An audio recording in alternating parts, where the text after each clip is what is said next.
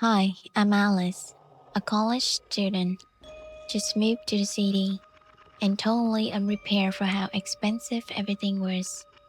Rent, food, endless bills all hit at once. And before long, I have no choice but to find a part time job. After days of searching with no luck, I came across a listing of a high end pet spa hiring a night shift cleaner and caretaker. Good pay, simple work. And honestly, I love animals. I figure I've got lucky. I walked in for the interview. The AC was ice cold. The owner, a woman named Susan, was standing behind the cash register. The whole thing went surprisingly smoothly, right up until she asked me something that stopped me cold. Are you afraid of ghosts? I forced a smile. What do you mean? Is there something weird about this place? She laughed and waved it off. I'm just messing with you. Then she slid a faded, laminated sheet of paper across the counter. Read this carefully. The dogs here are expensive spreads, so the rules are strict. Follow them and you'll be fine. I looked down at the paper. Rule 1. Only feed them dry kibble from glass jar at the front desk. Rule 2. The shop's AC is permanently set to 23 degrees Celsius. Do not adjust it. Rule 3. Only clean the glass enclosure. The storage room at the end of the hall contains cleaning chemicals. There is no need to enter. If you hear anything from the inside, do not go in. Rule 4. Around 2 or 3 a.m., the dogs may occasionally wake up startled and whine. It's just a bad habit. When this happens, stay seated at the front desk. Do not grab a flashlight to check on them. They will calm down on their own. Rule 5. Deadbolt the front door after 10 p.m. If someone knocks climbing to pick up their pet, do not open it under any circumstances. The shop has no policy for after-hour pickups. I nodded. Beside the storage room warning, which was a little odd, the rest seemed fair enough. Satisfied, Susan handed me the keys, showed me where to put my things, and put on her coat to leave. Right before the wind chime above the door rang, she glanced back one last time. Remember to lock the front door. A pause. And don't be curious. The door closed behind her. I stood there for a second. I actually got a job? Just like that? Good pay, quiet night shift until 6 a.m. It felt like a great deal. I carried my bag into the staff room. The air was stale and musty. I rolled up my sleeves and got to work. The animal was calm and well behaved. I cleaned the enclosures, gave them late night meals, and deadbolted the front door once it's past 10. By 1 a.m., the shop had settled into total quiet. The only sound was fan ticking of the clock. Every dog was caught up and asleep.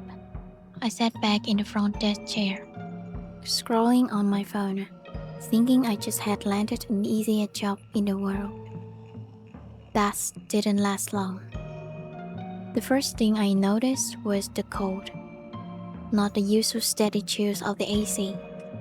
Something different. A deep cold that scraped in from nowhere and pressed against the back of my neck. I checked the thermostat. Still exactly 23 degrees Celsius. Then I breathed out and watched a small cloud of white mist form in front of my face.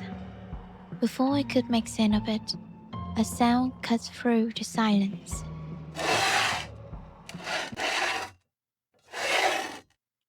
Slow and deliberate, coming from the chemical storage room at the far end of the hall.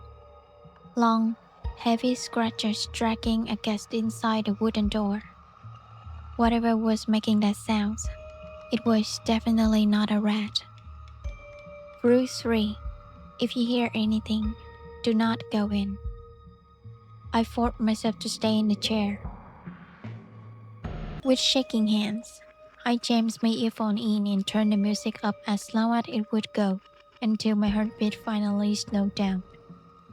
Time crawled forward. Then the clock hit 2:30 a.m. and everything changed. Through the soundproof glass of the kennel, all 20-plus dogs showed awake at the exact same moment. Not barking, not growling.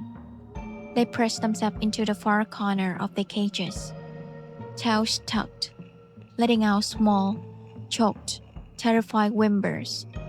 I jumped up, hand reaching for the flashlight. Rule 4. Do not grab a flashlight to go check on them.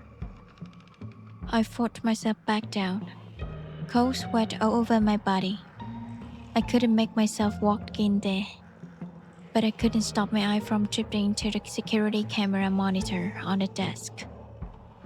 None of the dogs was looking at the door. They was all staring upward, eyes wide open, fixed on the same spot in the corner of the ceiling.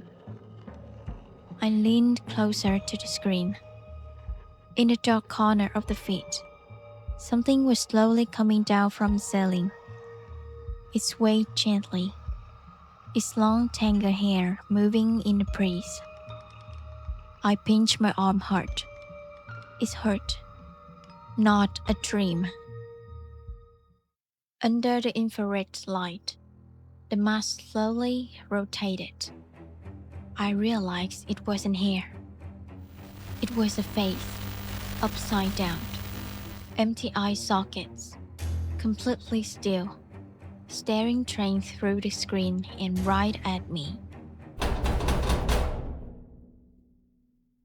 I nearly fell out of my chair.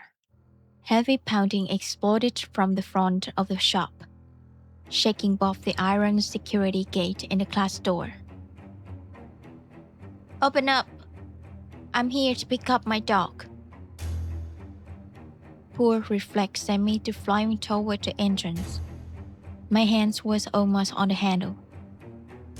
Rule 5. Do not open it under any circumstances. I yanked my head back. Sorry. We're closed. I called out, trying to keep my voice steady. Please come back at 8 a.m. when we open.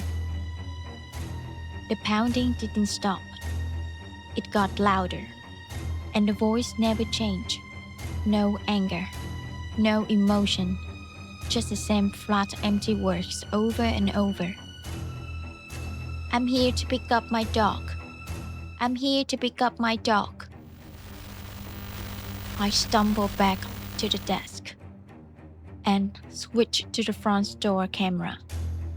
Static, black and white noise across the whole screen. Through the interference, I could barely make out a tall, thin shape. Its arms and legs were bent at wrong, impossible angles. Then all movement stopped. Its head snapped toward the camera, a sudden, unnatural twist, and two pale glowing eyes stared straight into the lens. I squeezed my eyes shut and covered my face with both hands. The ceiling light started flickering. I shoved my earphone deeper, maxed the volume, and crawled under the reception desk. I pulled my knee to my chest, closed my eye tight, and focused on one single thought. Just make it to 6 a.m. It will pass. I don't know how long I stayed like that, but eventually the pounding stopped. The lights steadied. When I finally looked up at the monitor, the kennel was calm, the upside-down face was gone, and every dog was curled up, sleeping like nothing had ever happened. All the fear drained out of me at once, leaving nothing but exhaustion. I passed out right there under the desk. My alarm went off at 6:30 a.m. Warm morning sunlight was already coming through the class windows. The whole shop felt completely normal, like the night has decided to pretend it's never happened. The wind chime rang. Susan walked in with a cup of coffee. She watched me crawl out under the desk, and the corner of her mouth lifted into a small, knowing smile. She didn't ask how my night went. She didn't look surprised at all. She just reached into her bag, pulled out an envelope, and slid it across the counter. "You're paid for the first week. Come back tonight at 10. Any normal person would have thrown the keys back, walked out the door, and never come back. But when I opened the envelope, I froze. The cash inside was 3 times normal rate for any part-time job in the city. Just 1 week of night shifts was enough to cover my entire month rents and keep me off instant noodle for a while. I stood there holding the envelope, thinking about the money, then thinking about the upside-down face on the screen. Last night was, without a doubt, the scariest night of my 20 years on this earth. But standing here in the daylight, thinking it through with a clearer head. Yes, ghosts are terrifying, absolutely. But rent in the city? An empty stomach at the end of the month? Somehow those feel scarier. I tucked the envelope into my bag, smiled at Susan, said goodbye, and walked out into the morning. Quiet going through the rules in my head one more time. Just follow the rules, and everything will be fine, right?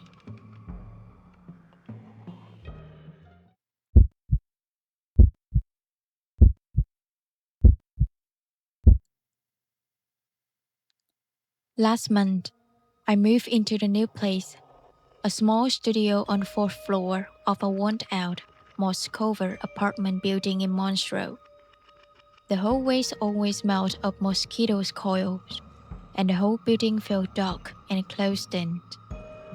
But the rent was dirt cheap, and for the recent grad with barely any money left, that was all that mattered. The security deposit had eaten up most of my savings, so I turned to the Facebook secondhand group to furnish the place. My main target, a full-length mirror for the corner of the room. I scrolled through dozens of posts until one stopped me. Uploaded just minutes before, already bumped to the top of the feed. It was a large mirror with a dark oak frame, covered in detailed carving all over. Even through the photos, you could tell it was a real antique, the kind of thing that belonged in an auction house, not a second-hand group. But the price was shockingly low, barely the cost of 2 cups of coffee. The seller's account had no name, no photo, just a blank gray square, and the description was one short line. Inherited item, needed gone ASAP. I didn't think twice. I messaged them, locked in the deal, and hired a tricycle truck to go pick it up. It was a rundown single-story house locked up tight at the end of the narrow alley. The person handling it over was a thin, frail old man who didn't say a single word. He took the cash with his head down and never once looked at me in the eye. I never looked at the mirror either. The second I dragged it past the gate, he slammed the rusty iron door shut behind me. The mirror was incredibly heavy. The oak frame had strongly musty smell, with a faint cold scent of incense underneath. I haunted up 4 flights of stairs, drenched in sweat, and set it in the corner of my bedroom, angling it slightly toward the mattress so I could use it in the mornings. As I swiped the dust off the glass, I finally got a good look at the carving on the frame. They were in vines, They weren't leaves, they were arms. Dozens of thin, twisted arms tangled together, clawing outward from the wood, like they were desperately trying to reach for something beyond their grasp. A chill ran down my spine. I told myself it was just some old carpenter's weird taste, and went to bed. The mirror has all the plans. That very first night, my orange happy Milo started acting strange. Normally, he was annoyingly clingy. The second I turned off the lights, he would jump onto the bed and plant himself on my stomach for the whole night. But that evening, the moment I switched off the lamp, Milo stopped dead in the doorway, sat down, and refused to come inside. Around 2 a.m., a loud growl woke me up. I squinted into the dark. Milo was at the edge of the rug, back edge, fur all puffed out, tail fresh flat against his body. His eye was wide open and locked onto the mirror, specifically on the reflection of my bed inside the class. He bared his teeth, let out a sharp hiss, then bolted into the living room and disappeared under the sofa. I laid in the dark for a while, too unsettled to sleep. Eventually, I got up, threw an old bedsheet over the mirror, and managed to drift off. When I woke up the next morning, the sheet was no longer on the mirror. It had been folded into neat, even quarters and placed flat on the floor. I told myself I must have sleepwalked and done it. I had no history of sleepwalking, but that was easier to believe than the other explanations. By the third day, the mirror had started getting to me directly. Every time I walked past it, something felt off about the reflection. It didn't matter how much sunlight I let in or how many lights I turned on.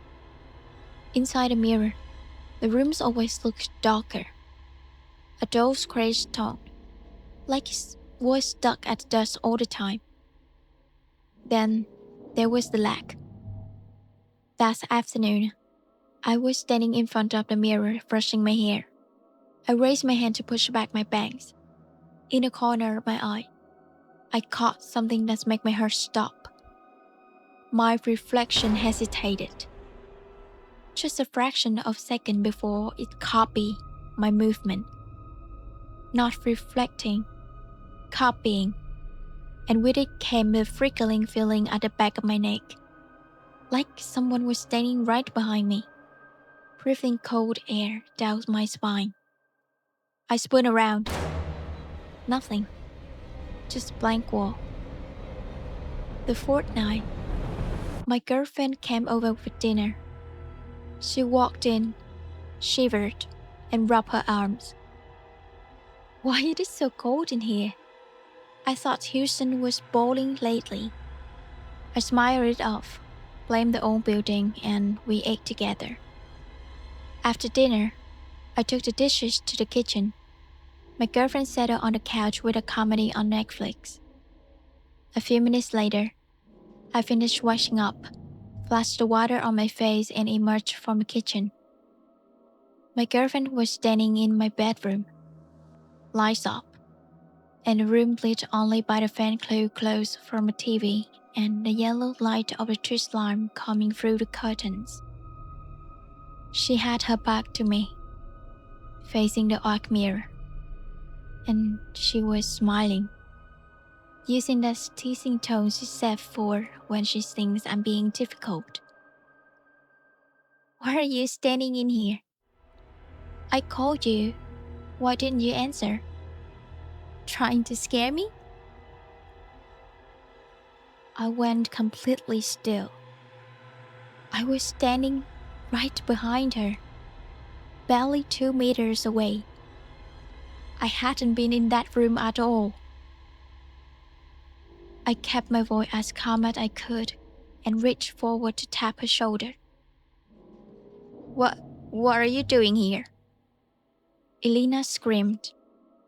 She spun around, eyes wide, one hand flying to her chest, stumbling back 2 steps. Oh my God! You scared me! Wait, when did you get behind me? I just came out from the bathroom, I said. I haven't been in this room. All the color left her face. That's impossible. Her voice dropped to a small whisper. I was watching the movie and I saw your shadow move to the hallway. I called out and you didn't answer. So I followed you in here. And I saw you. Her fingers slowly rose, pointing at the corner. Standing right there. Back to me. Looking at your reflection in that mirror. We both turned to look. The corner was empty. The mirror shows only 2 of us. Pale's face in the dark. And nothing else. The temperature in the room dropped sharply. We both felt it at the same moment. My girlfriend cried the whole way out. She grabbed her things, called a taxi, and was gone within minutes, leaving me alone with every light on and my low pressure against my leg, shaking. I didn't sleep. I sat on the sofa until morning with my knees pulled up, too scared to go back into the bedroom. By the time the first light came through the curtains, I made up my mind that things were living today. I forced myself into the bedroom, grabbed my phone, and stood about 3 meters back to the mirror to take a few photos for a resale post. I raised the camera and opened the app. The lens focused. On the screen, my own tired reflection staring back. Dark circles, messy room behind me. Then, the face detection turned on. A small yellow square blinked onto the screen. It didn't lock on my face. It's locked onto the empty space just behind my left shoulders. My heart hammered against my ribs. I stared at the screen, then looked over my shoulder in real life. Nothing but empty air.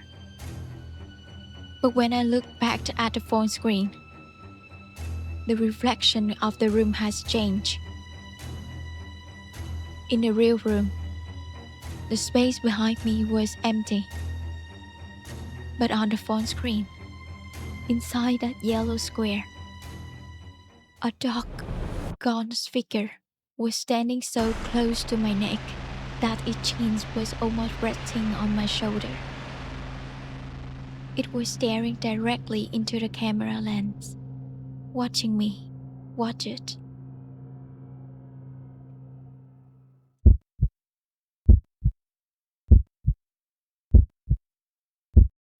Longhouse truckers share all kinds of stories about desolate mountain passes. But for me, the scariest thing was never a ghost. It was people, and the night ran. A few months before this happened, Lee, a veteran driver in our fleet, passed away on this very path. It was a stormy night. The police found his truck parked on the shoulder, and his body was at the bottom of the deep drainage ditch near the cliff. He had suffered a severe head impact.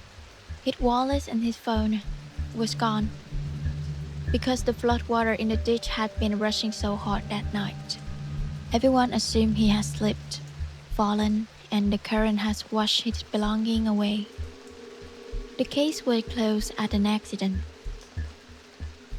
2 weeks after we lost him, I was assigned to drive that exact same road. The rain was coming down hard, turning everything beyond my windshield into a white wall. While descending the path, I'd heard a loud, violent flapping sounds from the back of the truck. I checked the rear mirror. A corner of the cargo tarp had come loose and was whipping hard against the metal frame. I had no choice. I pulled over at the abandoned weigh station by the side of the road, grabbed my heavy flashlight, jumped out, and ran to the back to tie it down. When I got there, I stopped. The paracord holding the tarp had been cut. A clean, sharp slice, fresh. I muttered a curse under my breath. What kind of sick joke was this? Just as I turned to head back to the cabin for a spare rope, a dry clack cut through the sounds of the rain. A motorcycle kickstand being flipped out, coming from the blind spot right behind my trailer. Then, heavy footsteps charging through the mud, moving fast. I spun around. My flashlight spin swept through the dock and landed on a man in a black plastic raincoat and a half-face helmet, rushing straight at me. In his hand was a solid iron crowbar. He swung hard, a fast horizontal strike aimed directly at my head. I ducked. The iron bar missed my head by inches and slammed into the side panel of the truck with a loud bang. Without thinking, I gripped my aluminum flashlight, put everything I had into the backhand swing, and drove it straight into the exposed part of his face. He let out a muffled grunt. I followed up by a hard kick into his stomach. He stumbled backward and went down flat into the mud. I didn't wait. I ran to the front of the truck, threw myself into the cabin, hit the locks, and floored the gas. The truck lunged forward and tore back out onto the highway. I drove a long stretch before my heart rate started coming down. Then I pulled straight into the nearest police station and reported everything. The moment I mentioned the cut tarp and the crowbar, the duty officer's expression changed completely. That same night, they sent a team to inspect my truck and officially reopen Lee's case. What they found confirmed it. The tarp rope on Lee's truck had also been cut with a blade, clean and sharp, just like mine. It wasn't the storm that had lured him out of his cab. Someone has done it on purpose. Knowing the attacker was hunting drivers on rainy nights along this path, the police set a trap. A few days later, an undercover officer drove a decoy truck slowly up the mountain. Right on cue, the man in the black raincoat appeared and was caught in the act. When police searched his rented room, they found Lee's wallet and ID hidden under the mattress. There was no accident, no slip, no fall. Lee had been lured out of his truck and fatally attacked for the contents of his wallet. His belongings was returned to his wife. She broke down in tears. But at least she finally knew the truth about what really happened to her husband. I still think about that night. 1 inch higher of that swing, and I would have been at the bottom of the same ditch. Ghosts and demons has never scared me, but the thing people are capable of doing to each other in the dark, that's staying with me.